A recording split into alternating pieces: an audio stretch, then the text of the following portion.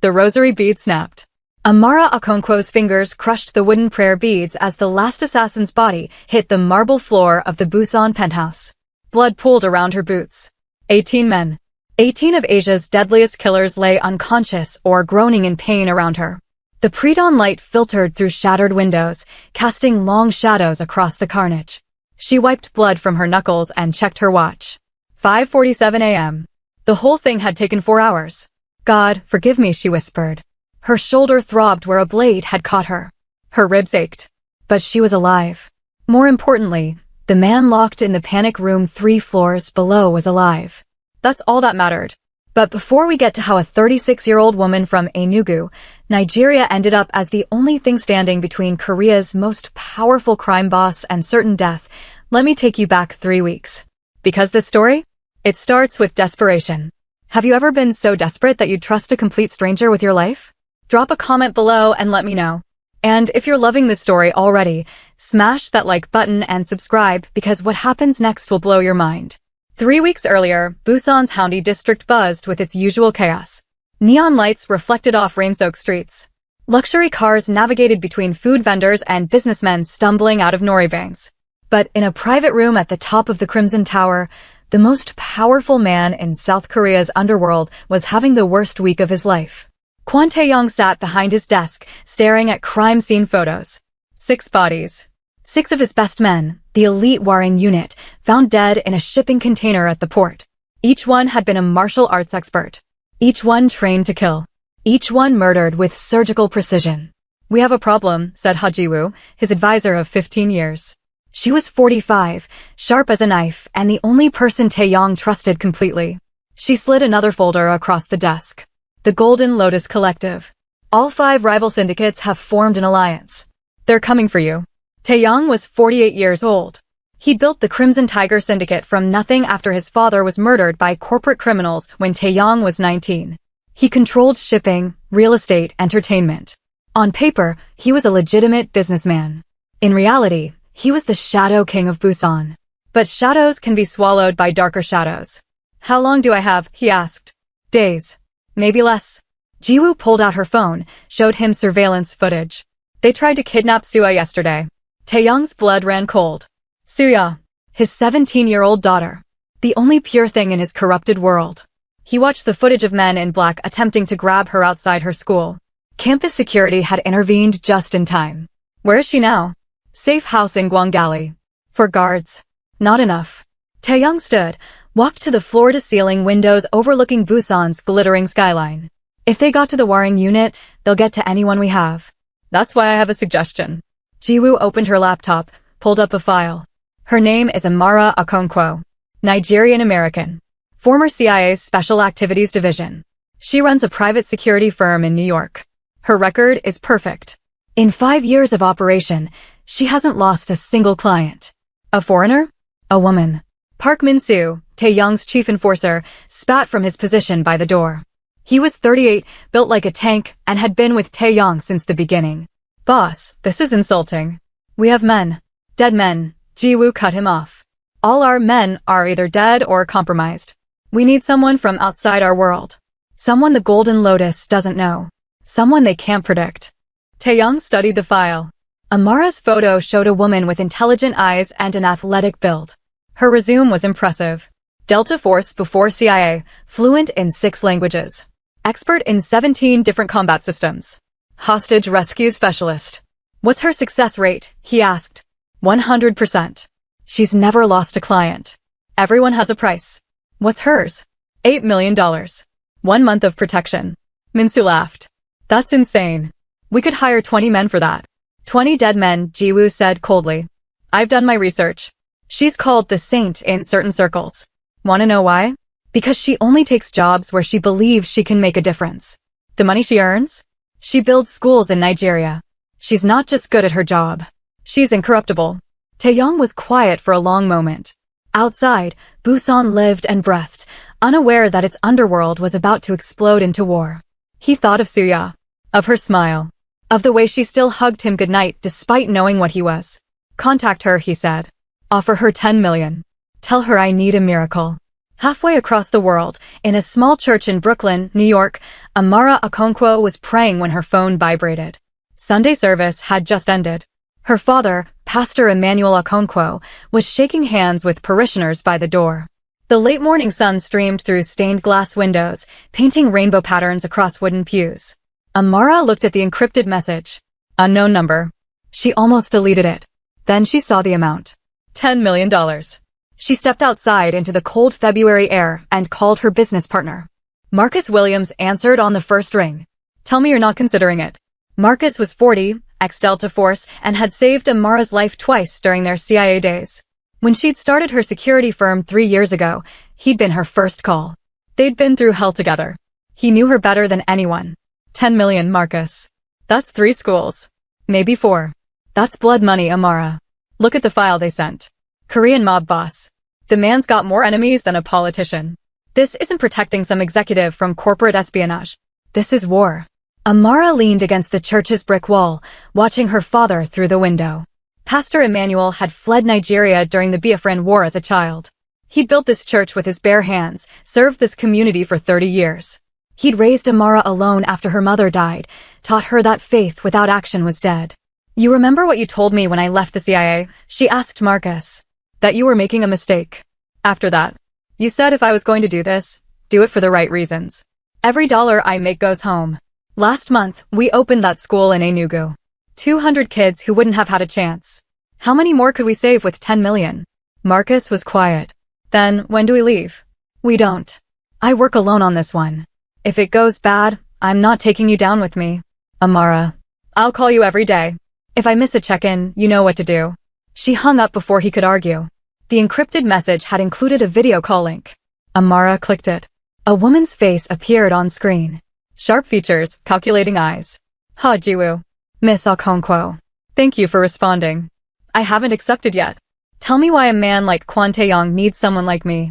Jiwoo didn't waste time. She laid out everything. The Golden Lotus Collective. The murdered bodyguards. The attempt on Suya. The ticking clock. He needs someone they don't know. Someone they can't buy. Someone who's never failed. Everyone fails eventually, Amara said. Not you. I've read your file. Caracas, 2 years ago. 6 hostels, 1 client, 0 backup. You walked out with the client alive. Beirut, 18 months ago. Ambush on the highway. You drove through a kill zone and didn't lose anyone. You're not lucky, Miss Okonkwo. You're exceptional. I'm expensive. We're offering 10 million. 1 month. Keep Kwon Tae-young alive until we can neutralize the threat. Why should I protect a criminal? Jiwoo's expression didn't change. Because he has a 17-year-old daughter who still believes her father is a good man. Because despite what he is, he's kept this city from tearing itself apart. The Golden Lotus Collective? They don't want order. They want chaos. If Tae-young falls, Busan burns. Innocent people die. You're not protecting a criminal, Miss Okonkwo. You're preventing a massacre.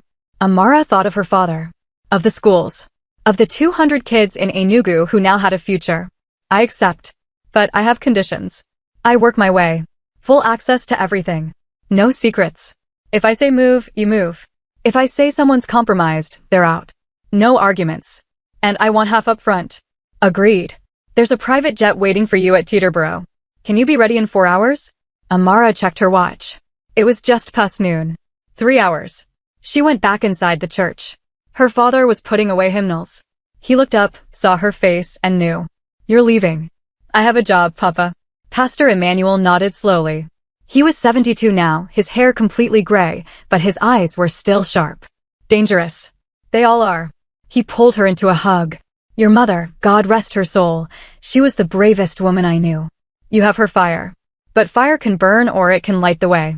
Remember which one you are. I will, Papa. And Amara? Come home. Every time, you come home. Every time, she promised. 3 hours later, she was wheels up to Seoul. The private jet was obscenely luxurious. Leather seats, full bar, bedroom in the back. Amara ignored all of it. She spread out files on the table and studied. Kwon Tae-young. Born in Busan. Father murdered when he was 19. Built an empire in 29 years. On paper, legitimate. In reality, he controlled the flow of goods, money, and power through South Korea's second-largest city. But the file showed something else too. Charitable donations through shell companies. Neighborhoods protected from worse criminals.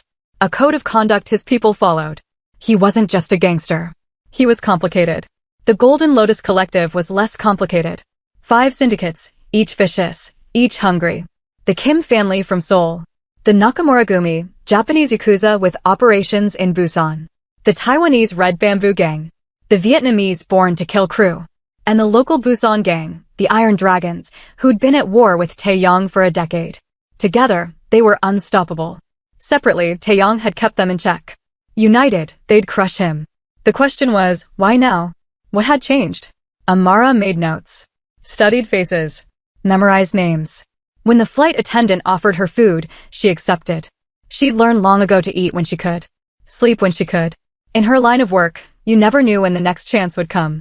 14 hours later, the plane touched down at Gimhae International Airport. A black SUV was waiting on the tarmac. No customs. No questions.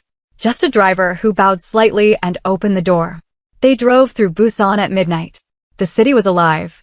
Neon lights everywhere. People eating at street food stalls. Couples walking along the beach. It looked peaceful. Beautiful even. But Amara saw what others didn't. The men watching from corners. The cars that followed too closely. The tension underneath the surface. This city was about to explode. The SUV pulled up to the Crimson Tower. 40 stories of glass and steel in the heart of Houndie. The driver led her to a private elevator that went straight to the top floor. No stops. No buttons. Just up. The doors opened to a penthouse office. Floor-to-ceiling windows showed Busan sprawling below. And standing by those windows was Kwon Tae-young. He turned to face her. He was tall for a Korean man, maybe 6 feet. Well-dressed in a dark suit.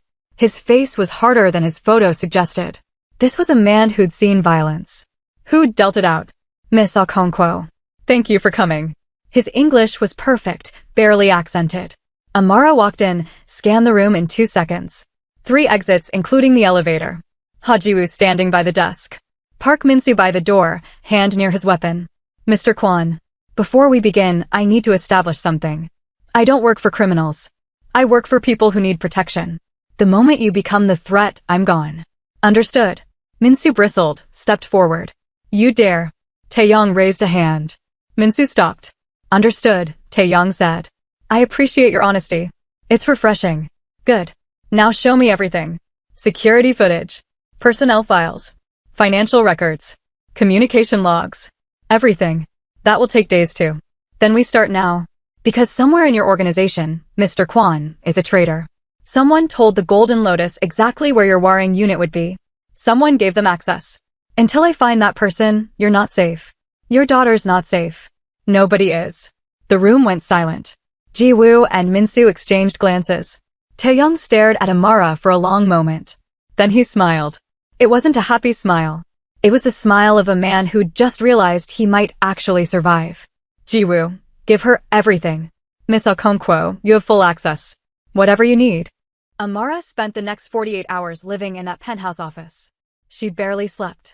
Coffee and determination kept her going. Ji-woo had delivered everything as promised, and what Amara found made her blood run cold. The Crimson Tiger Syndicate wasn't just big. It was massive. Legitimate businesses mixed with underground operations. Hundreds of employees. Thousands of connections. And somewhere in this web of money and power, someone was selling Taeyong out. She started with the Warring Unit murders. 6 men, all found in a shipping container at Pier 17. But the container hadn't been logged. It wasn't supposed to be there. Someone had arranged for it to be placed there specifically. Someone with access to port schedules.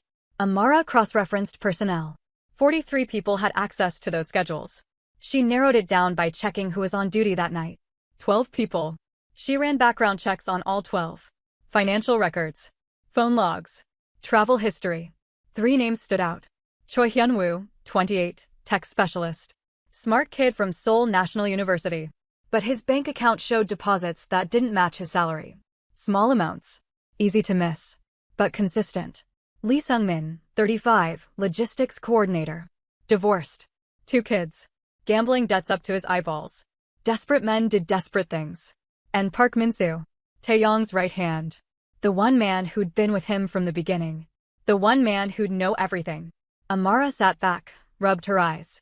It was 3 in the morning. Through the window, Busan glittered like a dragon's hoard. Somewhere out there, the Golden Lotus was planning their next move. You should sleep. She turned. Taeyong stood in the doorway, holding 2 cups of tea. He changed from his suit to casual clothes. Looked more human. More tired. Sleep is for people who aren't being hunted, Amara said. He smiled slightly, walked over, set a cup in front of her. Green tea. It'll help you focus better than coffee. Is that Korean wisdom? That's parent wisdom. I used to make it for Sia during exam season. He sat down across from her. What have you found? 3 suspects. Maybe more. Your organization has more holes than a fishing net. I know. I build it that way. Too tight and people feel trapped. They rebel. Too loose and this happens. You're very philosophical for a crime boss. And you're very judgmental for someone taking my money. Amara met his eyes. I'm taking your money to build schools. What's your excuse for how you made it? Taeyong didn't flinch. My father was a dock worker. Honest man. Worked 18-hour days for 40 years. The company he worked for cut corners on safety. A container fell. Crushed him and 3 other men. The company paid the families nothing. Said it was their fault for not being careful. He sipped his tea. I was 19. I watched my mother die from grief 6 months later. I had nothing. No education. No connections. No future. So I made my own. Yes, I've done terrible things, Miss Okonkwo. But I've also kept worse people from doing worse things. In this city, I'm the devil people know. And sometimes, the devil you know is better than the chaos you don't. That's a convenient rationalization. It's the truth. But I'm not asking you to understand. I'm asking you to keep my daughter alive. Because whatever I am, whatever I've done, she's innocent. She wants to be a doctor. Help people. She's everything I'm not. Amara heard the pain in his voice. The regret. She'd learned to read people during her CIA years. Learned when someone was lying, when they were genuine. Taeyong wasn't lying. I'll keep her alive, Amara said. But I need to meet her. Assess her security. And I need to move her somewhere safer than Gwangali. Where? Here. This building. Top floor. I can control the variables better. She's in school. She has friends. A life. Not if she's dead. Mr. Kwan, you hired me to keep you alive. That means making hard choices. Your daughter stays here under my protection until this is over. Non-negotiable. Taeyong's jaw tightened. For a moment, Amara thought he might refuse. Then he nodded. I'll call her in the morning. Call her now. The Golden Lotus doesn't care about school schedules. He pulled out his phone, dialed. Suya? It's Papa. I know it's late. Listen, I need you to come to the tower. Yes, now. I'm sending Minsu to get you. No, everything's fine. I just miss you. Please, Jagia. For me. He hung up, looked at Amara. She'll be here in an hour. Good. Now tell me about Hajiwoo. What about her? She's been with you 15 years. She knows everything. She's smart enough to plan this. Why should I trust her? Because she saved my life twice. Because she had 100 opportunities to betray me and never did. Because she's family. Family betrays family all the time, Mr. Kwan.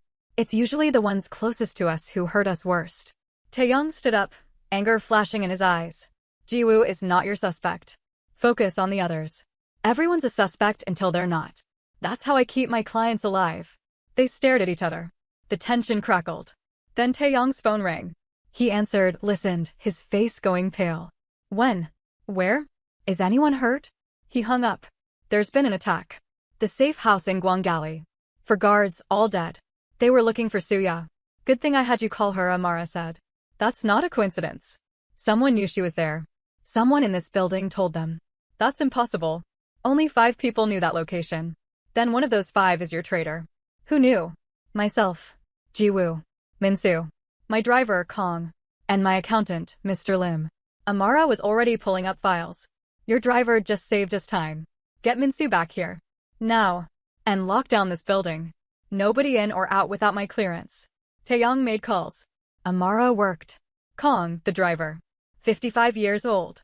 20 years with the organization. Clean record. Too clean. She dug deeper. Found a sister in Seoul. Medical bills. Cancer treatment. Expensive. Very expensive. And there it was. 3 payments from an offshore account. Each one corresponding to major security breaches. The Warring unit.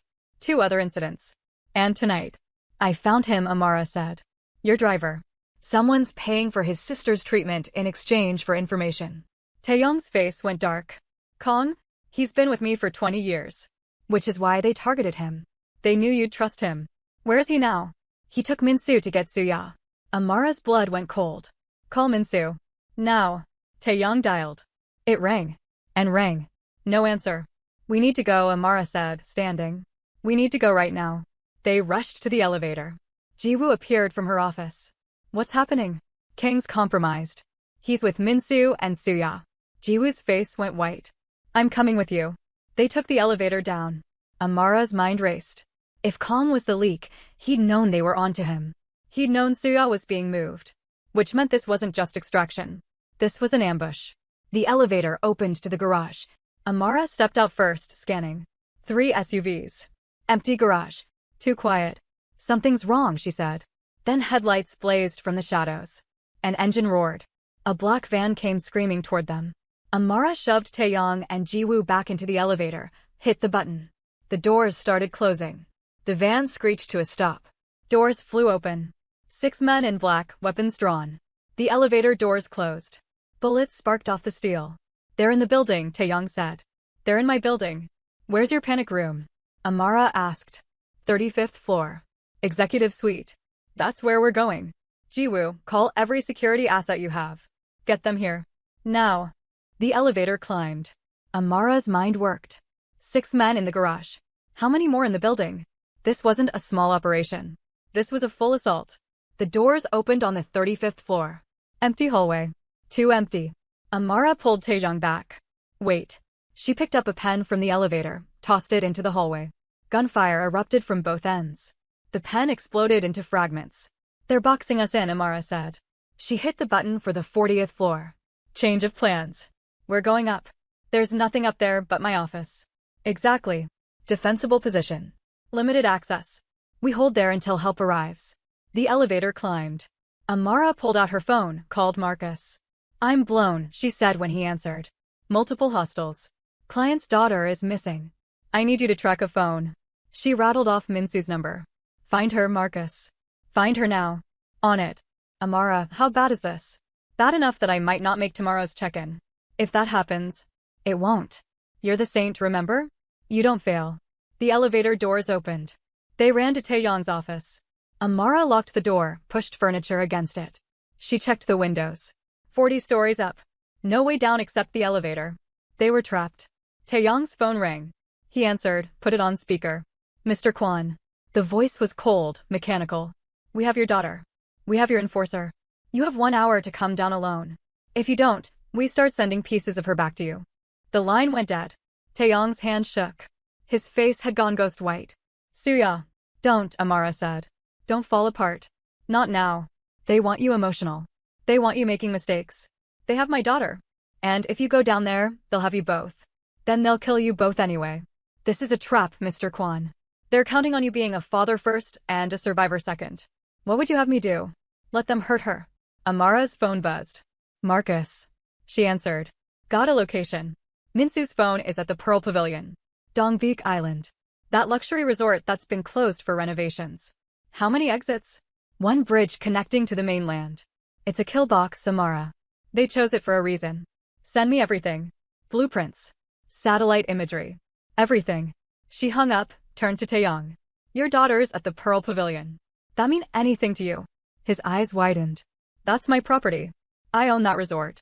We're renovating it. Only a handful of people knew about it. Let me guess. Jiwoo knew. Jiwoo's face went hard. You think I did this? After everything. I think someone with intimate knowledge of Taeyong's properties set this up. Someone who knew exactly where to strike. Someone who's been 10 steps ahead this entire time. It wasn't me. Then who? Amara stepped closer. Who else knew about the Pearl Pavilion? Who else had access to Kong? Who else could coordinate an attack this sophisticated? I don't know. But it wasn't me. Taeyong held up his hand. Enough. Jiwoo has been loyal for 15 years. If she wanted me dead, I'd already be dead. Maybe she wants something else, Amara said. Maybe she wants the Empire without you in it. The room fell silent. Then Jiwoo laughed. It was a bitter sound. You think I want this? She gestured at the window at Busan below. This life? This constant war? I've watched this organization consume everything. Relationships. Families. Souls. I stayed because Taeyong needed me. Because someone had to keep him from becoming a monster. But I never wanted this for myself. Then help me save his daughter. How? There are at least 20 men at that resort. Maybe more. We're 3 people. The police won't help. Our own security is compromised. What can we possibly do? Amara smiled. It wasn't a pleasant smile. We do what they don't expect. We don't bring an army. We bring one person who's worth an army. Me. Taeyong shook his head. You can't go in there alone. That's suicide. I've done worse odds. Caracas, 6-1. Beirut, ambush in a kill zone. I'm still here. They're not. This is different. They're expecting rescue. They'll be ready. Good. Let them be ready for a rescue team. SWAT tactics. Breach and clear. Overwhelming force. Amara pulled up the blueprints on her phone. They won't be ready for a ghost. Someone who slips in quiet. Someone who turns their own trap against them. You're insane, Jiwoo said. No. I'm very good at my job. Amara studied the blueprints. The Pearl Pavilion was built over the water. Traditional Korean architecture mixed with modern luxury. Multiple buildings connected by covered walkways. Gardens. A main hall. Private rooms. And underneath, service tunnels for staff. There, she said, pointing. Service entrance. Connects to the kitchen. From there, I can access the entire compound without being seen. They'll have men watching the bridge. Watching the main entrances. They won't be watching the service areas as carefully. How do you get to the island without using the bridge? Taeyong asked. I swim. In February? The water's freezing. I've survived worse. Amara checked her watch. 11 p.m. I need gear. Weapons. Wetsuit if you have one. And I need to move now. They gave you an hour. That means I have 40 minutes before they start getting nervous. Taeyong made calls. 10 minutes later, Jiwoo returned with a duffel bag. Tactical gear. A wetsuit. Weapons. Amara changed quickly, not caring that they were watching. Modesty didn't save lives. Preparation did. She loaded magazines. Checked sights. Strapped knives to her thigh and ankle. Put her rosary beads in a waterproof pouch. One more thing, she said to Taeyong. Call them back. Tell them you're coming. Tell them you need 2 hours to gather what they want. Money. Codes. Whatever. Just buy me time. What if they don't believe me? Make them believe you. You're a father trying to save his daughter. That's not hard to fake because it's true. Taeyong nodded, dialed. Put it on speaker. I'll come, he said when they answered. But I need time. 2 hours. I'll bring everything. Money. Access codes. Whatever you want. Just don't hurt her. Silence. Then 2 hours. Not a minute more. And come alone. We'll know if you don't. The line went dead. Done, Amara said. She shouldered the duffel bag. Get to your panic room. Lock it down. Don't open it for anyone except me or your daughter. Understood. How will I know it's really you? Amara thought for a moment. I'll say, Chinik Bagara M. God forgive me in Igbo. Nobody here knows that except you now. Chinik Bagara M. Taeyong repeated, the words foreign on his tongue. Bring her back. Please. That's the job. Amara took the service elevator down to the sub-basement. Found the parking garage exit that led to the street. The black van was still there, bullet holes in the wall. But the men were gone. Probably regrouped at the Pearl Pavilion. She slipped out into the Busan night. The city hummed around her. Normal people living normal lives. They had no idea a war was happening in the shadows. Amara made her way to Dongvik Island. Stayed off main streets. Used alleys and shadows. It took her 20 minutes to reach the coastline across from the Pearl Pavilion. She could see it lit up across the water. Maybe 300 meters of cold ocean between her and hell. She stripped to the wetsuit, sealed her gear in waterproof bags. Checked her weapons one last time. Then she waded into the February water. It was like knives against her skin. The cold shocked her system. But Amara pushed through. She'd trained for this. Water insertion in hostile conditions. Just another Tuesday in her old CIA life. She swam with strong, steady strokes. Kept low in the water. The Pearl Pavilion grew closer. She could see guards on the bridge. At least 4. More on the grounds. They were watching outward, expecting an assault from the bridge. They weren't watching the water. Amara reached the pilings beneath the resort. Pulled herself up into the service tunnel entrance. It was dark. Quiet. She stripped off the wetsuit, dried quickly, geared up. Checked her weapons. Loaded. Ready. She moved through the tunnel like a ghost. Years of training made her footsteps silent. She reached the kitchen entrance, listened. Voices above. Korean. She counted at least 3 distinct speakers. Amara pulled out her phone, texted Marcus. I'm in. Going dark. If I don't contact you in 2 hours, burn everything. His response was immediate. Don't make me burn anything. Come home. She put the phone on silent, tucked it away. Then she pulled out her primary weapon and moved up the stairs. The kitchen was empty. Commercial grade. Stainless steel everywhere. She could hear voices from the main hall. Laughter. They thought they'd won. Thought they had Taeyong trapped. They were about to learn they were wrong. Amara moved through the kitchen to a service hallway. Found a ventilation grate. Peered through. The main hall was lit by lanterns. Traditional Korean aesthetic. And in the center, tied to chairs, were Park Min-soo and Soo-ya. Min-soo's face was bloody. He'd fought. But outnumbered, he'd lost. Soo-ya was terrified, tears streaming down her face. She was just a kid. 17 years old. Caught in a war she didn't understand. Amara counted the guards. 12 in the main hall. More outside. Maybe 20 total like Jiwoo had estimated. And standing over Soo-ya, looking very pleased with himself, was a man in an expensive suit. She didn't recognize him. But the way the others deferred to him, he was in charge. He checked his watch. 1 hour left. Do you think he'll actually come? He'll come, one of the guards said. He's weak. He loves his daughter more than his empire. Good. Then we take them both. The Crimson Tiger Syndicate falls tonight. And tomorrow, Busan belongs to the Golden Lotus. They laughed. Soo-ya sobbed. Amara memorized positions. Calculated angles. 12 men. 18 rounds in her magazine. She'd need to be perfect. She said a quiet prayer. Chinique, guide my hands. And forgive what I'm about to do. Then she moved. Do you think Amara can save them both? Drop your predictions in the comments. And if you're on the edge of your seat right now, hit that subscribe button because the next part is going to be absolutely insane. The first guard died without making a sound. Amara dropped from the ceiling vent behind him, her knife finding the gap between his third and fourth vertebrae. He collapsed. She caught him, lowered him silently to the floor. Took his radio. His sidearm. 1 down. 19 to go. She moved through the shadows of the Pearl Pavilion like water through cracks. The resort's traditional architecture worked in her favor. Paper screens. Sliding doors. Multiple levels. Dozens of hiding spots for someone who knew how to use them. The second guard was patrolling the eastern corridor. She waited until he passed, then struck from behind. 3 seconds. No sound. She dragged his body into a storage room, took his ammunition. 2 down. The third and fourth were together, smoking outside a side entrance. Amara watched them through a window. Calculated. Threw a stone to the left. They turned. She moved right, came up behind them fast. 2 strikes. 2 bodies falling. She was inside before they hit the ground. 4 down. 16 to go. In the CIA, they'd called her Ghost. Because that's what she was. Silent. Invisible. Gone before you knew she was there. She'd spent 3 years in Special Activities Division. Black Ops. The missions that didn't officially exist. She learned from the best. And now these men were learning why she'd never lost a client. She made her way to the main hall. Got above it, in the traditional Korean ceiling structure. Looked down through gaps in the wood.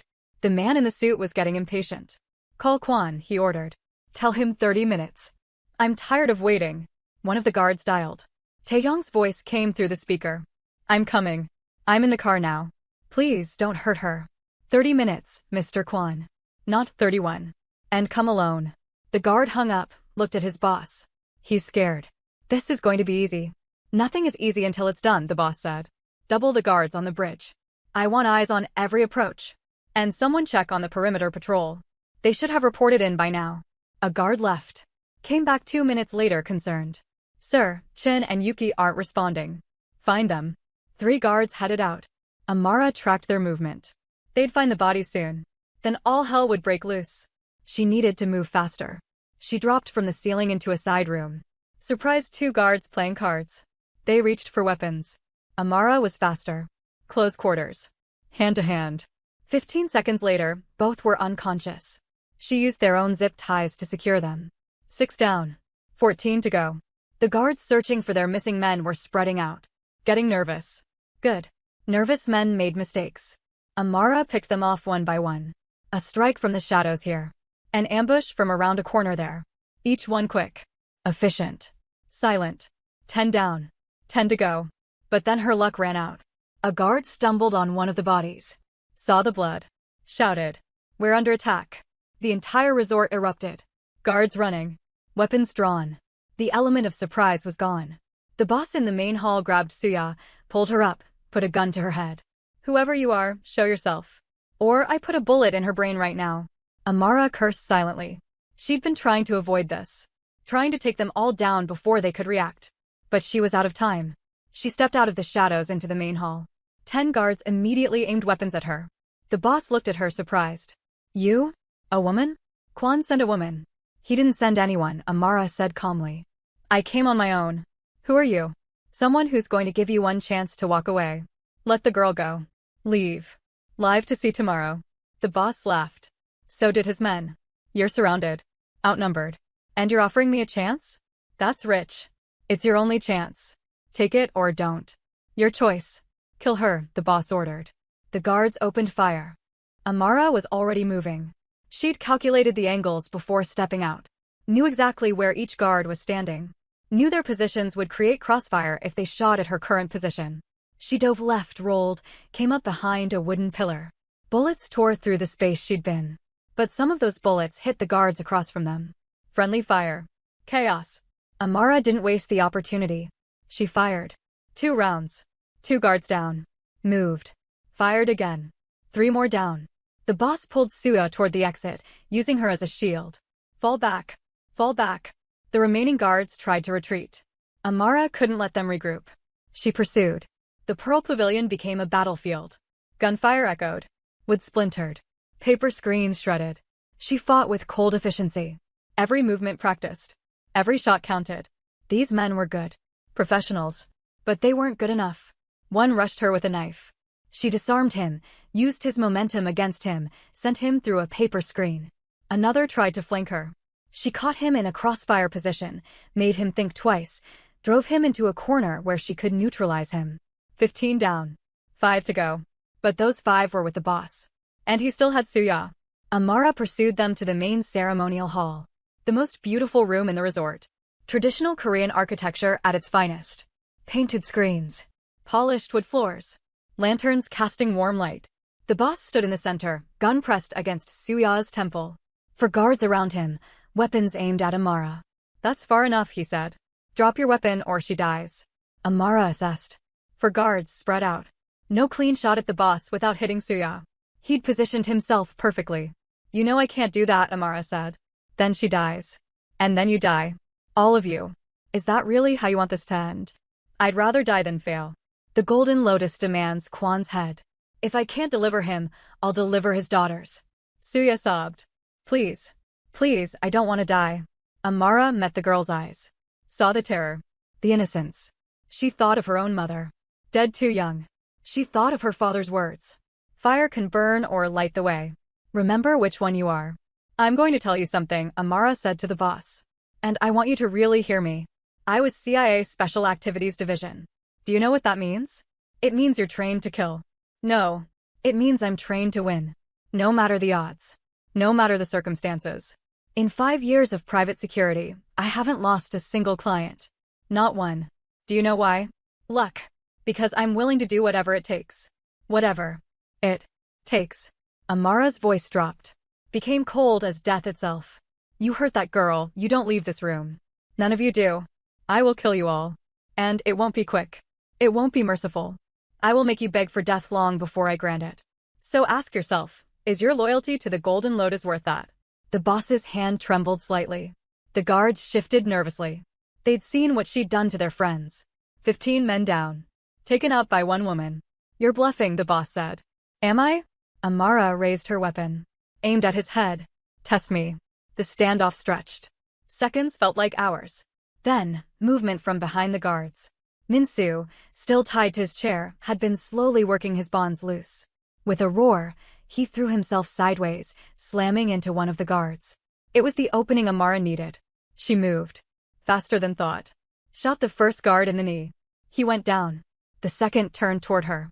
She shot him in the shoulder. The third tried to fire. She was already on him, disarming him, using him as a shield against the fourth. The fourth guard hesitated. Didn't want to shoot his own man. That hesitation cost him. Amara threw the third guard into him. Both went down. She was on them in a heartbeat. 2 quick strikes. Both unconscious. The boss still had Suya. Still had the gun to her head. but his eyes were wide now. Panicked. It's over, Amara said. Let her go. No. No, this can't be happening. One woman. Just one woman. I warned you. You should have taken the deal. The boss's hand shook. His finger on the trigger. Suya whimpered.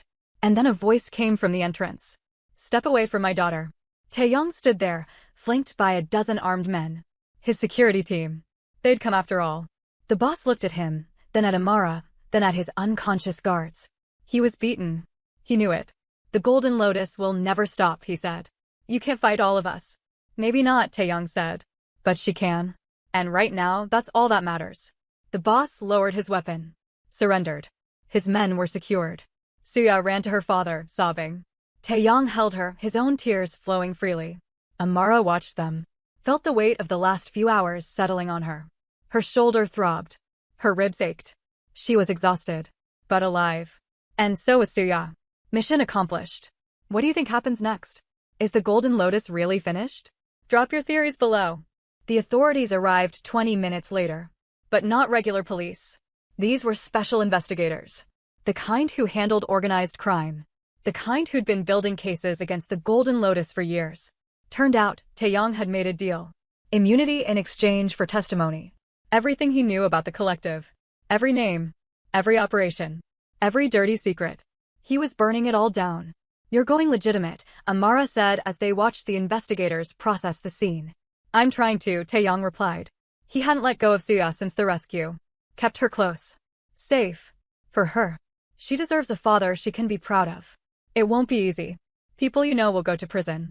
People I know tried to kill my daughter. Let them rot. Amara nodded. Understood. Sometimes redemption meant burning everything down and starting over. Jiwoo approached, phone in hand. The driver, Kong. He's been arrested. He's talking. Giving up his contacts. Apparently, they approached him 6 months ago. Threatened his sister if he didn't cooperate. And the others? Amara asked. Hyunwoo? Lee? Small players. Kong was the main leak. The Golden Lotus exploited him, and he gave them everything. What about the man in charge here? Amara gestured to the boss, now in handcuffs. Song Minho. Mid-level operator for the Seoul Kim family. He thought taking out Taeyong would earn him a promotion. Jiwoo smiled coldly. Instead, he earned a life sentence. The investigators wanted statements. Amara gave them what they needed. Nothing more. She didn't mention the bodies. Didn't mention her methods. Just said she'd secured the hostages and held position until reinforcements arrived. They didn't ask too many questions. Sometimes, people didn't want to know how the sausage was made. They just wanted to eat. As dawn broke over Busan, Amara found herself back at the Crimson Tower. Her gear was packed. Her flight was booked for that afternoon. Job done. Time to go home. Taeyong met her in his office. Suya was asleep on his couch, finally at peace. He'd stayed up all night, watching her breathe. Making sure she was real. Safe. Your payment has been transferred, he said. All 10 million. Plus a bonus. For going above and beyond. I did my job. That's all. You saved my daughter's life. That's everything. He paused. Stay. Work for me permanently. Name your price. 20 million a year. 30. Whatever you want. Amara smiled. I appreciate the offer. But no. Why not? You're the best I've ever seen. With you at my side, I could finish this transformation. Go completely legitimate. Be the man my daughter believes I am. That's exactly why I can't stay. You need to do this yourself. Prove to yourself and to her that you can change. If I'm here, you'll always have an excuse. A crutch. You need to stand on your own. Taeyong was quiet for a long moment. Then he nodded. You're wise beyond your years. I'm 36. I've earned every year. He pulled something from his desk drawer. A small wooden box. My father gave this to me before he died. He said it belonged to my grandfather. It's a traditional Korean good luck charm. It's kept me alive through 29 years of this life. I want you to have it. I can't accept that. Please. You gave me my daughter back. You gave me a chance at redemption. That's worth more than all the money in my accounts. Take it. And when you look at it, remember that you changed a life tonight. Maybe even saved a soul. Amara took the box. Opened it. Inside was a small jade pendant carved in the shape of a tiger. Beautiful. Ancient. Thank you. Thank you, Miss Okonkwo. For everything. She left the tower as the sun rose fully over Busan. The city was waking up. People heading to work. Students going to school. Life continuing like nothing had happened. But something had happened. 18 assassins had tried to kill a crime boss and his daughter. One woman had stopped them all. At the airport, Amara called Marcus. "You made it," he said, relief clear in his voice. "Told you I would." "How bad was it?" "Bad enough. But everyone who mattered survived. The money's in the account. That's 3 more schools. Maybe 4. You know what? I don't even care about the schools right now. I'm just glad you're coming home." "Me too, Marcus." "Me too." The flight back to New York gave Amara time to think. To process. She'd killed tonight. Maybe not directly, but close enough. Men who probably had families. Who thought they were just doing a job. She pulled out her rosary beads. The ones that had snapped during the fight. Held them in her hands. "Chanique, I don't know if what I did was right. But I know it was necessary. Forgive me. And help me carry this weight." She thought of her father. Of the church in Brooklyn. Of the promise she'd made to always come home. 3 weeks later, Amara stood in a field in Enugu, Nigeria. Children played around her. Laughing. Running. Free. The new school was almost finished. Bright blue walls. Solar panels on the roof. Books already arriving. The headmistress, an older woman named Mrs. Adeyemi, stood beside her. "This is a miracle. You're giving these children a future." "I'm just the messenger," Amara said. "The money came from complicated places. But it's going to a good place now. That's what matters." Her phone buzzed. Encrypted message. Unknown number. She opened it. "Need protection in Manila. High-risk client. 2 weeks. 15 million. Are you available?" Amara looked at the children. At the school. At the future being built with blood money transformed into hope. She typed back, "Send details." Because this was who she was. The woman who walked between worlds. Who took money from devils and gave it to angels. Who fought monsters so children could play. They called her the saint. And maybe she was. Or maybe she was just someone trying to balance the scales. One life saved at a time. One school built at a time. She watched the sun set over Enugu. Thought of Busan. Of Taeyong and Suya. Hoped they were okay. Hoped he kept his promise. 3 months later, she got her answer. A news article Marcus sent her. Former crime boss opens youth center in Busan. Kwon Taeyong dedicates facility to second chances. The photo showed Taeyong and Suya cutting a ribbon. Both smiling. Both free. Amara smiled too. Maybe redemption was possible. Even for people like them. Her phone buzzed again. New job. New city. New battle. She picked up her go bag. Checked her weapons. Said a prayer. Then Amara Okonkwo walked out into the world, ready to save whoever needed saving next. Because that's what saints do. They never stop fighting for the innocent. They never stop believing people can change. And they never, ever fail. So, what did you think of Amara's story? Could you survive a night like that? Have you ever had to make an impossible choice? Share your thoughts in the comments below. And if this story kept you glued to your screen, do me a favor. Hit that like button. Subscribe to the channel. And remember, sometimes the most unlikely heroes are the ones who change the world. Thanks for watching. I'll see you in the next one.